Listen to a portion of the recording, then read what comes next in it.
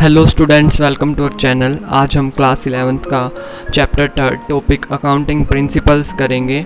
हमने 2 chapter cover कर लिए हैं।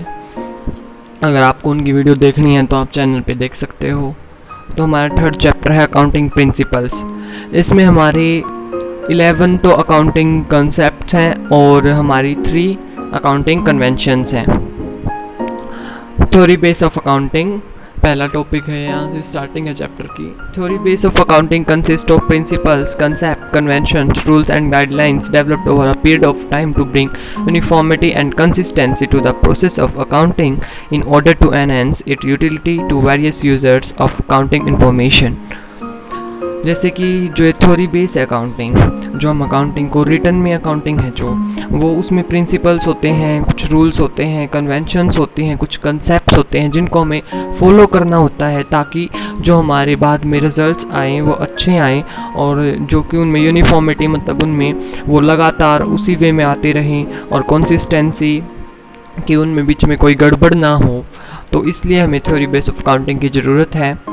तो फिर इन्होंने आगे दिया है in order to enhance its utility to various users of accounting information in addition to accounting standards issued by the Institute of Chartered Accountants of India ICAI also consider the theory base of accounting।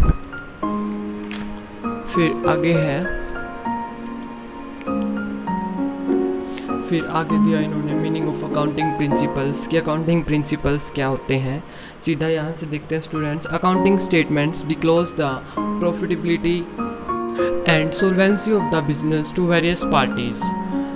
It is therefore necessary that such statements should be prepared according to some standard language and set rules. These rules are usually called GAAP or generally accepted accounting principles। तो जो हमारी accounting statements हैं वो डिक्लोज करते हैं कि हमारी profitability, हमारी प्रॉफिट कैसे हैं, और सोल्वेंसी आपको पता है। सोल्वेंसी मतलब वो डेब्ट पे कर सकते हैं नहीं वो वाली कैपेसिटी, उनको वेरियस पार्टीज़ को बताना, ये सब हमारे अकाउंटिंग स्टेटमेंट्स में इन्वॉल्व होता है। तो हमारे लिए ये ज़रूरत है कि हम अकाउंटिंग स्टेटमेंट्स को बनाएं और उन्हें बनाने के लिए हमें कुछ रूल्स की ज़रूरत पड़ती है। तो उन रूल्स को हम बोलते हैं गैप और जनरली एक्सेप्टेड अकाउंटिंग प्रिंसिपल्स। फिर यहाँ पे नेचर ऑफ और characteristics of accounting principles. Accounting principles are uniform set of rules. इन्होंने अकाउंटिंग प्रिंसिपल्स को यूनिफॉर्म सेट ऑफ रूल्स बोला है। क्यों? Because uniform set of rules or guidelines developed to ensure uniformity and easy understanding of the accounting information। क्योंकि इनसे हमें accounting information अच्छे से समझ में आ जाती है, तो यूनिफॉर्म सेट ऑफ रूल्स है। फिर सेकंड है accounting principles are man made. Accounting principles are man made and are derived from experience and reasons. जो अकाउंटिंग प्रिंसिपल्स होते हैं इनको जो बनाया गया है वो आदमी के द्वारा ही बनाया गया है, तो ये मैन मेड है। From experience and reason they are not laboratory tested. इन्हें कोई टेस्ट नहीं किया गया है या फिर कहीं पे। And hence they like universal applicability like the principles of physics, chemistry and other natural sciences. तो ये लाइक करते हैं यूनिवर्सल एप्लीकेबिलिटी को। फिर थर्ड है accounting principles are flexible. Accounting principles are not rigid but flexible. जो ये accounting principles हैं वो रिजिड नहीं है, मतलब ये चेंज हो जाते हैं टाइम के साथ। तो they are bound to change with the passage of time in response to the change in business practices, government policies and needs of the user of accounting information. तो जैसे जैसे गवर्नमेंट पॉलिसीज चेंज होती हैं, कुछ भी change होता है, तो अकाउंटिंग प्रिंसिपल फ्लेक्सिबल हैं, ये भी साथ में चेंज हो जाते हैं। फिर फोर्थ दिया है इन्होंने accounting principles are generally accepted. इन्हें एक्सेप्ट कर लिया जाता है। The general acceptance of an accounting principles depend upon how well it satisfies following 3 criteria। तो जो अकाउंटिंग प्रिंसिपल्स हैं उनको एक्सेप्ट तभी किया जाता है जब जो ये 3 क्राइटेरिया इन्होंने दिए हैं जब वो उसको सेटिस्फाई करते हैं। तो पहला है रिलेवेंस। रिलेवेंस क्या होता है कि ऐसी अकाउंटिंग इन्फॉर्मेशन या फिर ऐसे प्रिंसिपल की हेल्प से बनाना अकाउंटिंग इन्फॉर्मेशन जो कि यूज़फुल हो अकाउंटिंग यूज़र्स को। इन्होंने दिया a principle is relevant if it results in information that is useful to the user of accounting information. फिर सेकंड है objectivity. A principle is objective, it is free from personal bias और errors, judgements of those who furnish the information. तो जो ये second है objectivity, हमारी accounting principles ऐसे होने चाहिए जिससे कोई एरर वगैरह ना आए और वो फ्री फ्रॉम पर्सनल बायस हो और judgements of those who furnish the information. फिर है objectivity also implies verifiably, which means that there is some way of finding out the truthfulness, which means truthfulness or correctness of the information reported. तो कुछ ऐसा वे भी होना चाहिए जिससे कि हम देख सकें कि हमारी अकाउंटिंग जो ये इन्फॉर्मेशन है उसमें जो प्रिंसिपल यूज़ किया गया है वो ठीक है या नहीं. फिर थर्ड है feasibility. A principle is feasible if it can be applied without undue cost or complexity. तो जो हमारा प्रिंसिपल है उसको हम फिजिबल कब बोलेंगे, जब उसे अप्लाई करने में हमारी ना ज़्यादा कॉस्ट लगे और ना उसमें ज़्यादा कम्प्लेक्सिटी हो. फिर नीड ऑफ अकाउंटिंग प्रिंसिपल्स की, हमें नीड क्यों है अकाउंटिंग प्रिंसिपल्स की, इन्होंने दिया in order to make the accounting information meaningful to its internal and external users. हमें पता है इंटरनल और एक्सटर्नल यूजर्स का. इंटरनल यूजर्स मीन्स ओनर और एक्सटर्नल यूजर्स में ये क्रेडिटर्स एक्सेट्रा. तो it is significant that such information is reliable as well as comparable. तो जो हमारी इन्फॉर्मेशन है वो रिलायबल भी होनी चाहिए और कंपेरेबल भी होनी चाहिए. The comparability of information is required to see how हर firm has performed as compare to the other firms and how it has performed as compare to the previous year. Comparability की हमें क्यों ज़रूरत है, ताकि हम देख सकें कि हमारी फर्म ने और फर्मों के मुकाबले कैसा परफॉर्म किया है या फिर उसने पिछले साल के मुताबिक कैसा परफॉर्म किया है. And this becomes only if the information provided by the financial statement is based on some set rules known as policies, principles and conventions. These rules usually called GAAP. फिर आगे दिया है इन्होंने kinds of accounting principle. ऊपर यहाँ पे accounting principles are described by various terms such as assumptions, conventions, concepts, doctrines, postulates etc. These principles can be classified mainly into two categories. तो यहाँ से जो मेन चैप्टर है वो स्टूडेंट स्टार्ट होता है कि हमारे प्रिंसिपल्स को इन्होंने दो कैटेगरीज में बांटा है, अकाउंटिंग कंसेप्ट और अजम्पशंस, और फिर सेकंड है अकाउंटिंग कन्वेंशंस. तो पहले हम देख लेते हैं हमारे अकाउंटिंग कंसेप्ट और अजम्पशंस. अकाउंटिंग कंसेप्ट और अजम्पशंस की क्या ज़रूरत पड़ती है स्टूडेंट, जब हम ये देखें कि हमारी जो अकाउंटिंग लैंग्वेज है उसका मीनिंग हम सब के लिए सेम रखना चाहते हैं, तो हमें कुछ प्रिंसिपल्स या फिर कुछ कंसेप्ट को फॉलो करना पड़ेगा. उसके लिए फाइनेंशियल स्टेटमेंट या फिर फाइनल अकाउंट प्रिपेयर करने के लिए उन कंसेप्ट को हम बोलेंगे अकाउंटिंग कंसेप्ट और अजम्पशंस. कोई भी एंटरप्राइज ऐसा नहीं है, no enterprise can prepare it financial statement without considering these basic concept और assumptions. तो this concept guide how transaction should be reported and reported. तो यही जो कंसेप्ट है वो हमें बताते हैं कि हमें कैसे ट्रांजैक्शंस को रिकॉर्ड करना है और कैसे इनको रिपोर्ट करना है. तो इनमें as per accounting standard first issued by the ICI there are three fundamental accounting concept or assumptions.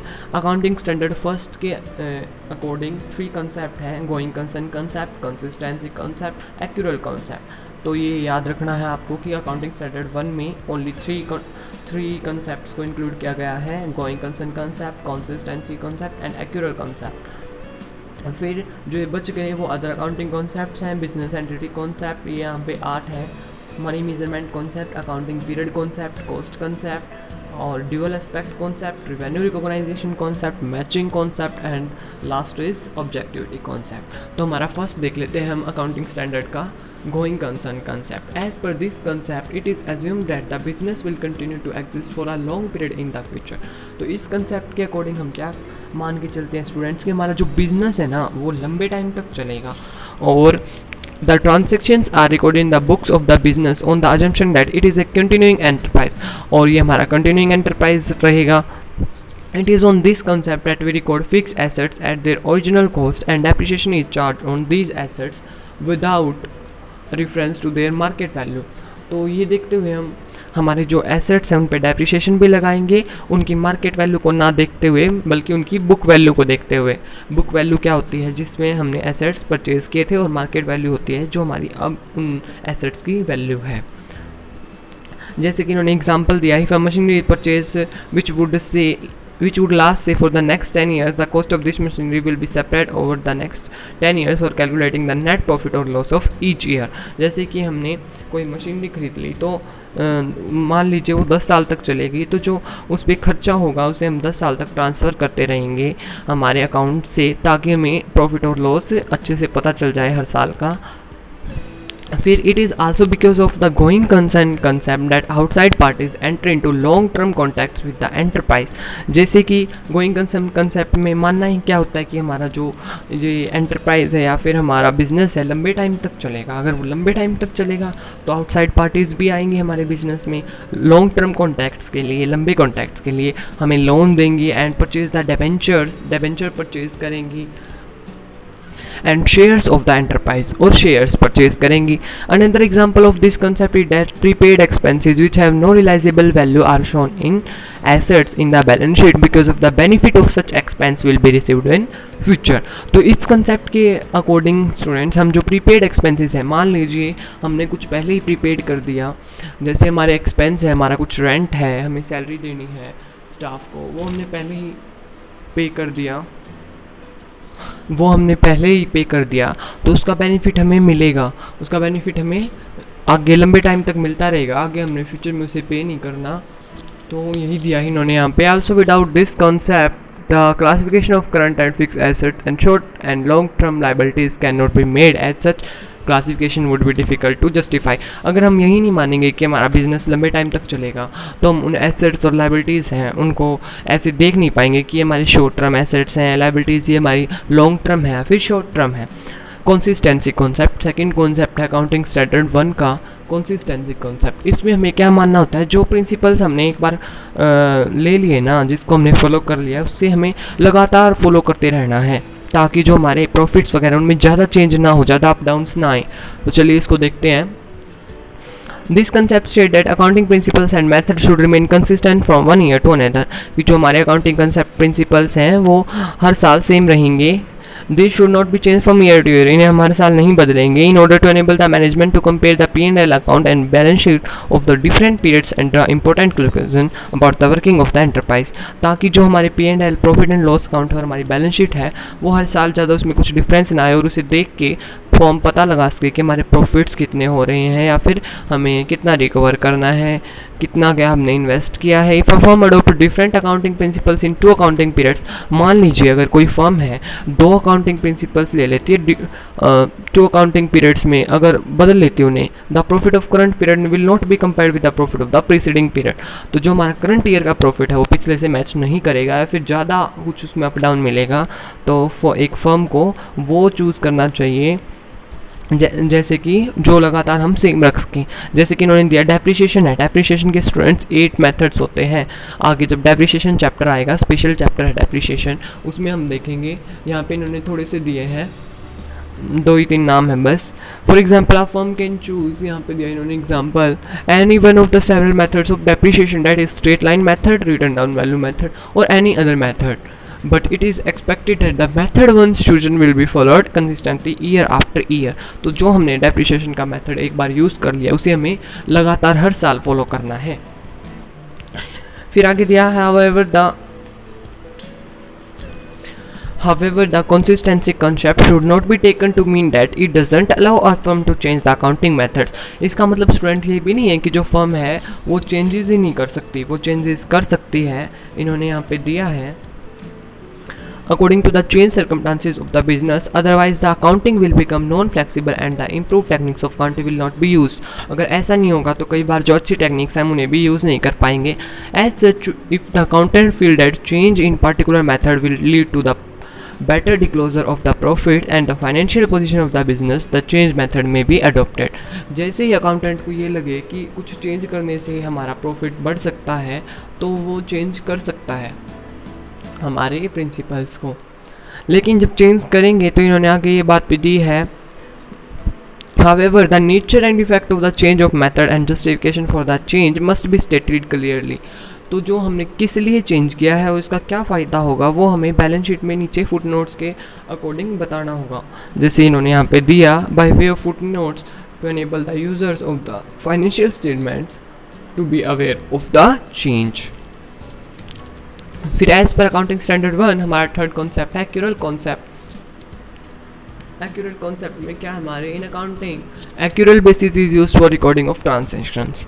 जब हम अकाउंटिंग में कुछ रिकॉर्ड करते हैं तो हमारा accrual basis of is used for recording transactions. हमारा एक्यूरल बेसिस यूज़ होता है ट्रांजेक्शन्स रिकॉर्ड करने के लिए। It provide more appropriate information, ये हमें अच्छी इन्फॉर्मेशन प्रोवाइड करता है about the performance of business enterprise as compare to cash basis.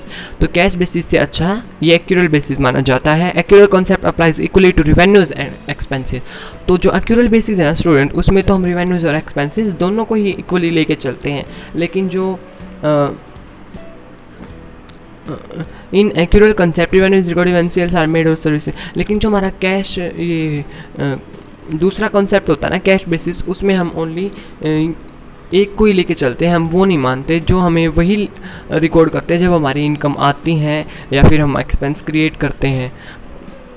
फिर उन्होंने दिया in accrual concept revenues recorded when sales are made और services are rendered and it is immaterial whether cash is received और not. इसमें जैसे कि हमने कुछ सर्विसेज रेंडर की हैं तो हम तभी रिकॉर्ड कर लेंगे चाहे हमें कैश रिसीव्ड हो या फिर ना हो। Similarly according to this concept expenses are recorded in the accounting period in which they assist in earning the revenues। तो हम expenses को भी तभी रिकॉर्ड कर लेंगे जिससे जो हमें revenues अर्न करने में हेल्प करते हैं, चाहे हमें कैश पेड किया हो या फिर नहीं किया हो। thus to ascertain true profit or loss for an accounting period and to show the true financial position of the enterprise at the end of accounting period। हम ऐसा इसलिए करते हैं ताकि जो हमारा ट्रू प्रॉफिट और लॉस आ सके हमारे एंड ऑफ अकाउंटिंग पीरियड में। फिर आगे दिया इन्होंने all expenses and incomes relating to the accounting period are recorded whether actual cash has been paid or received और नॉट। तो जितने भी एक्सपेंस हैं चाहे हमने उसके लिए कैश दिया है या फिर नहीं दिया है, या फिर जितनी भी इनकम है चाहे हमारे पास कैश आया है या फिर नहीं आया है, उसको हमें रिकॉर्ड करना है बिकॉज वो आए तो गा और या फिर हम बोल सकते हैं जाए भी गा कैश।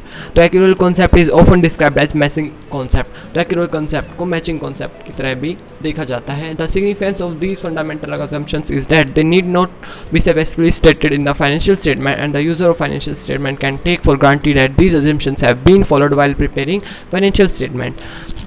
जैसे जो कई बाहर के आते हैं स्टूडेंट, बाहर के आउटसाइडर्स हैं, वो जब अकाउंटिंग इन्फॉर्मेशन देखते हैं तो उनकी डिमांड हो सकती है ये देखना कि कौन कौन से अकाउंटिंग प्रिंसिपल्स और कंसेप्ट को फॉलो किया गया है प्रिपेयर करते वक्त। However, if any of the above mentioned fundamental accounting assumptions is not followed, then this fact should be specially disclosed। अगर मान लीजिए फर्म इनमें से कुछ फॉलो नहीं करती है, कोई कंसेप्ट कोई assumptions, तो जो कंसेप्ट या assumption फॉलो नहीं की गई उसके बारे में बताना ज़रूरी है।